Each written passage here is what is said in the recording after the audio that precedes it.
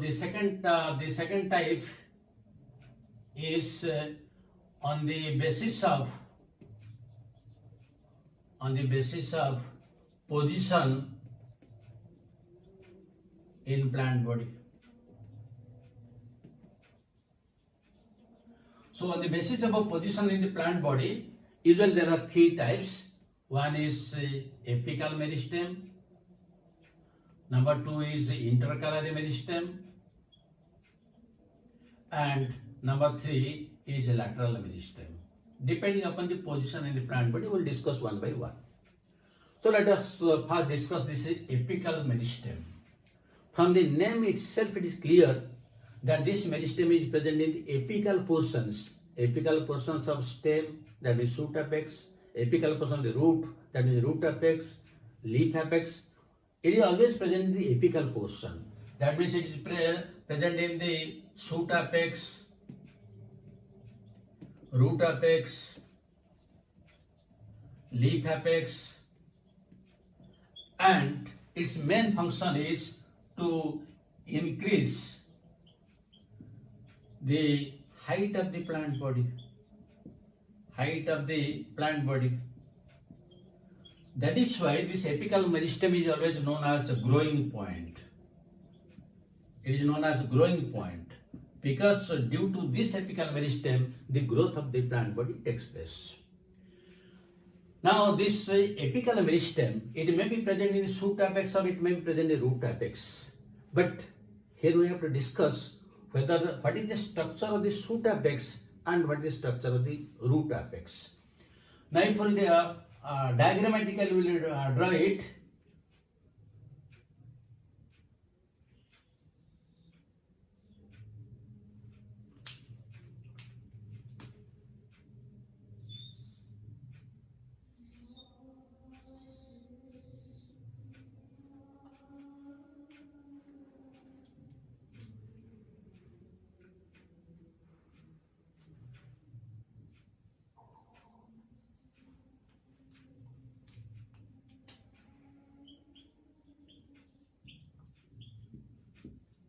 So this is the shoot meristem, and these are leaf primordia. While if we come to the root apex,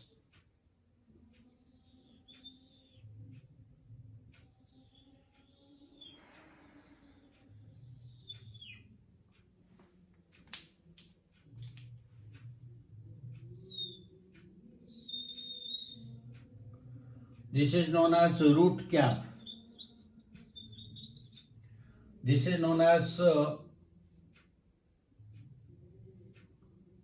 this is a protoderm. These are known as cortical initials. Cortical initial. While this is known as central cylinder. And here there is a structure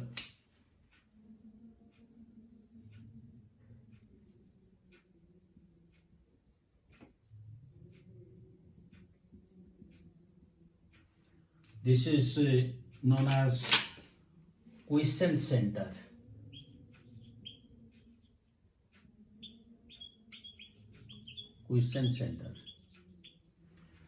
So you see, both are the apical meristems.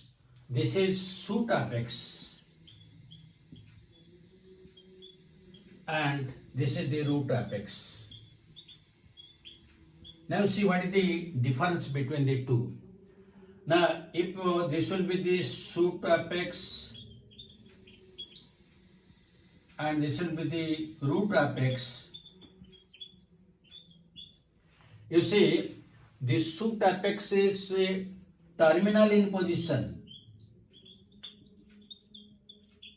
while this is subterminal in position. Because outer to this root meristem there is a root cap is there, but here this is open. The second point, Here the shoot apex is protected by leaf primordia. Protected by leaf primordia. But this is protected by root cap. Protected by root cap. Here in the meristematic tissue, we will get two types of cells. There is tunica and corpus. That means it is distinguished into the shoot apex is distinguished into tunica and corpus. Shoot apex distinguished into tunica and corpus. Tunica means the outer layer. This is the tunica. This will give rise to epidermis, while the inner cells, these are known as corpus, and it will give rise to all other tissues. Cortex, endodermis, pericycle, all those tissues will come out from corpus, while tunica will give rise to only epidermis. But here, in the root apex, it is distinguished into three layers. The protoderm, distinguished into protoderm. The protoderm will give rise to epidermis. Then the next is the cortical initials. Cortical initials that will give rise to the cortex and pericycle, endodermis, and the central cylinder. The central cylinder. Now another difference you'll find. This is again this shoot apex is dome shaped. You can see from the diagram it is dome shaped, but this is cup shaped. Cup shaped, and this cup shaped structure is known as quiescent center. Quiescent center. Now this quiescent center is very important because in the quiescent center, the cells which are present, these cells have the quiescent center cells have less DNA, less RNA, and less proteins. And these cells are inactive.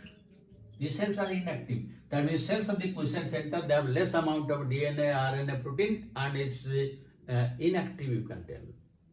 But if this root apex will be damaged, because there is every possibility that root apex will be damaged. Why? Because the root apex has to penetrate the soil. So when it will come after some hard substance, naturally it will be damaged. So when it will be damaged, then the function of the quiescent center starts. The inactive cells having less amount of DNA, RNA, and proteins, now they will become very much active and they will give rise to new cells. That is why the quiescent center is known as a reservoir of meristematic cells. This is also known as a reservoir of meristematic cells. So these are the basic differences between the shoot apex and the root apex. This is the apical meristem. But again, let us discuss another point only regarding this shoot apex, not the root apex. Root apex is complete.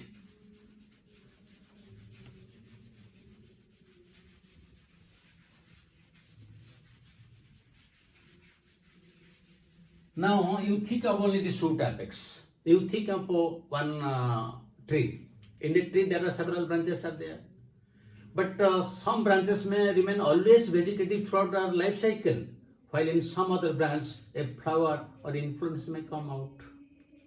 So is the meristematic tissue in both vegetative apex and reproductive apex are same, or certain modification take place?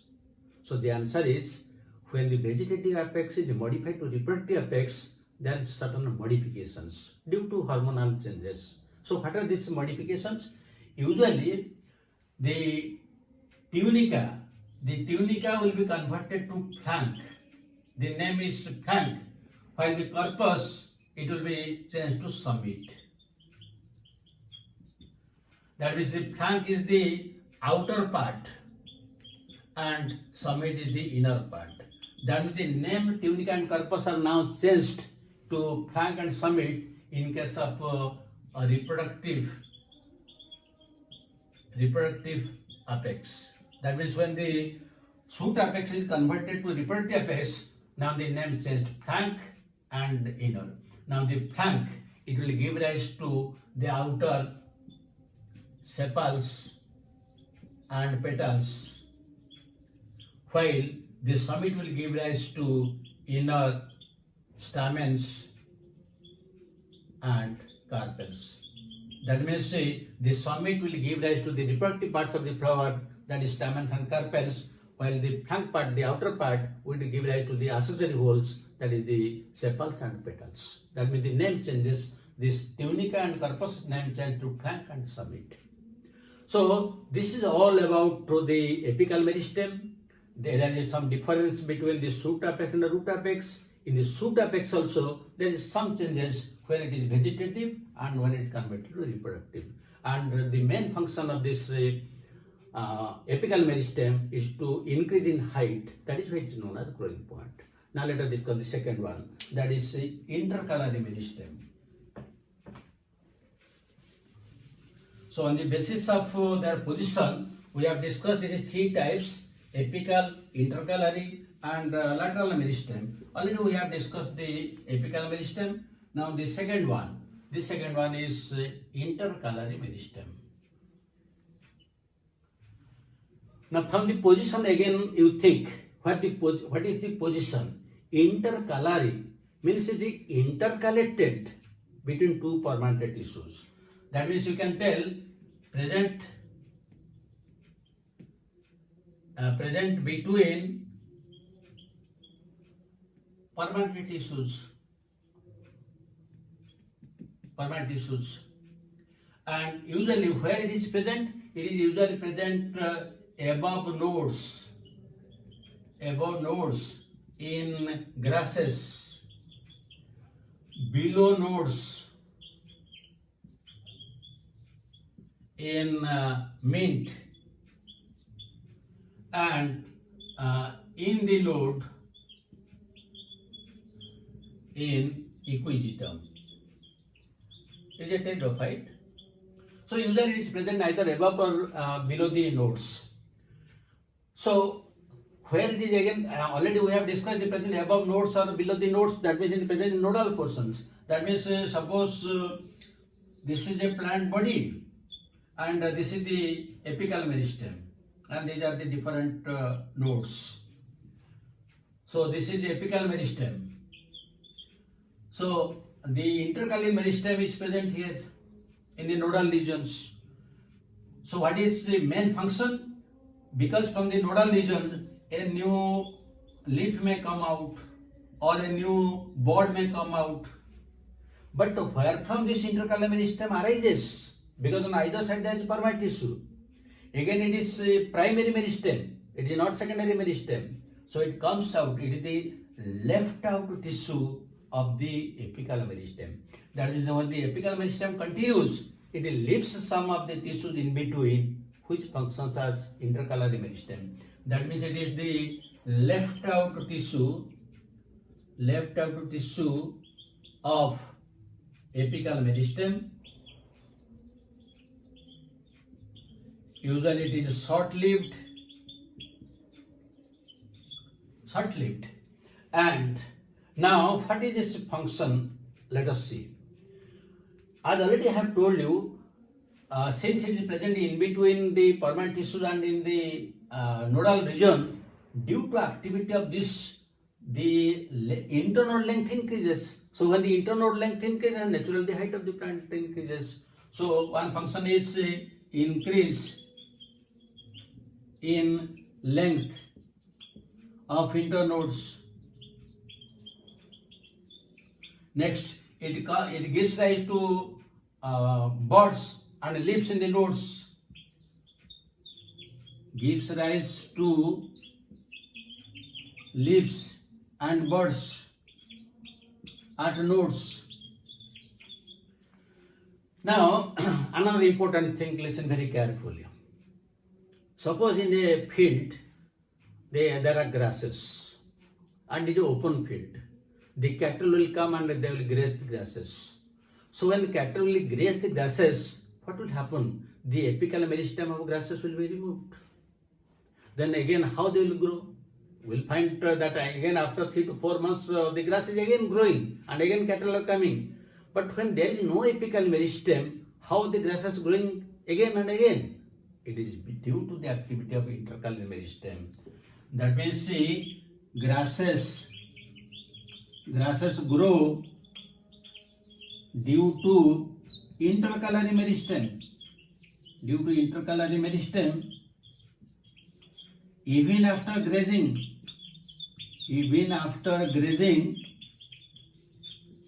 by cattle. So even if they are grazed by cattle, but still they come out, it is because of the activity of the intercalary meristem. Now again, suppose when you will go to some star hotel, you will find the lawn is very clean, green grasses are there, or you go some a corporate office or any government office, and you look to the lawn. The lawn looks very beautiful and the grasses are cut. When the grasses are cut, that means the apical meristem is removed. But again, if you go visit after 1 month or 2 months, you will find the lawn grass is again growing. But again, you will find that it's removed. That means apical meristem is removed by the gardener. That means the lawn grasses grow again by the intercalary meristem, even if the gardener cuts it again and again. That means the growth of the lawn grasses, they also grow by intercalary meristem. So this is the intercalary meristem, its position and its function. Now let us discuss the third one, that is lateral meristem.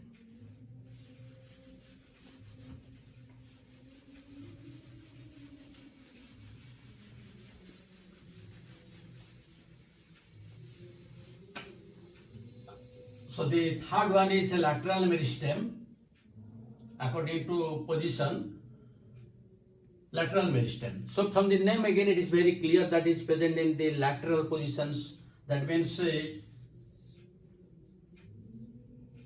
this is the apical meristem, and here you will get intercalary meristem, and the lateral meristem means it is present in the lateral sides. Present in the lateral sides.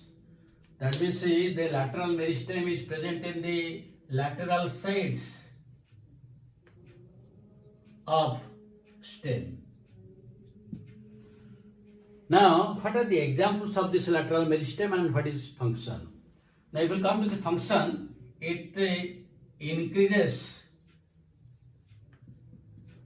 the girth of the plant body. Girth of the plant body.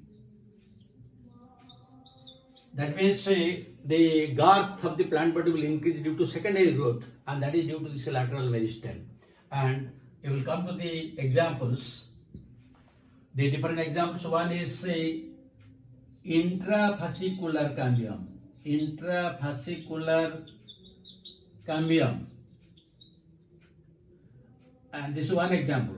Second one example is interfascicular cambium.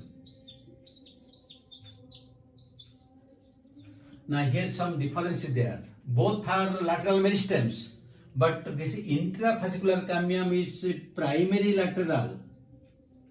It is primary lateral because it is present from the very beginning, while this is secondary lateral because it arises lateral from the medullary rays. So that is a difference. Then again the other third example is phellogen or cork cambium. These are all examples of the lateral meristem, and due to its activity, the girth of the plant body increases. So, we have discussed on the basis of a position of the plant body, it may be apical meristem, intercalary meristem, lateral meristem, and according to the origin, they may be primary and secondary. Now let us discuss a third type on the basis of their function.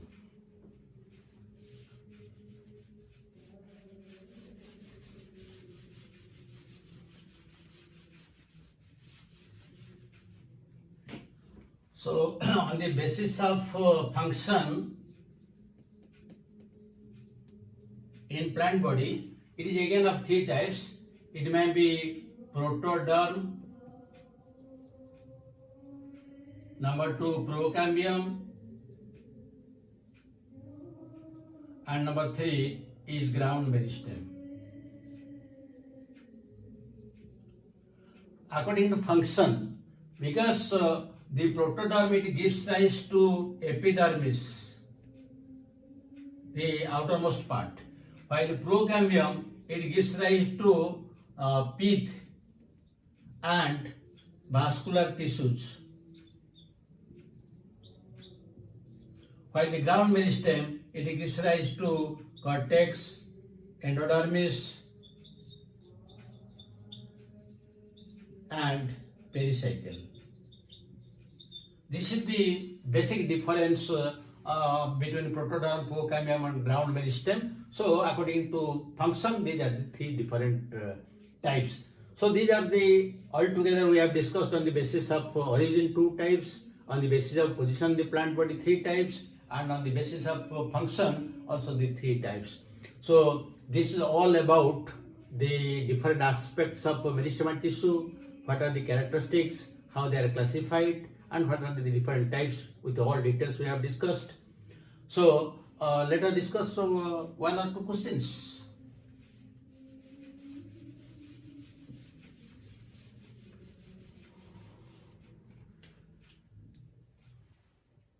One question.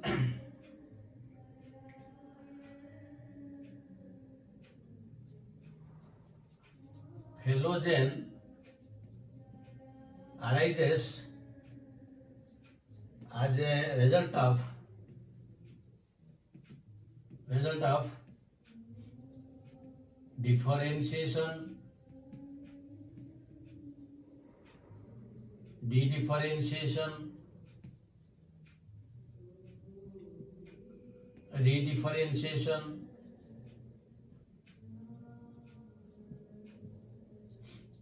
and none of the above. This is one question. Now the second question you can take: lawn grasses grow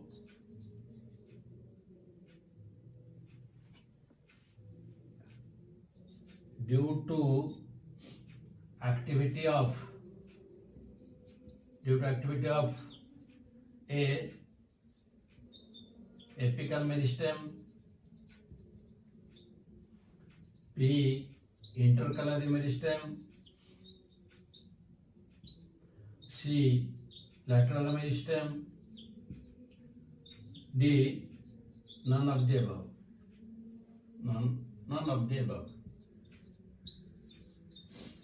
You will be able to answer both the questions, very simple questions, and also we have discussed all these things during our discussion. Thank you very much for watching it.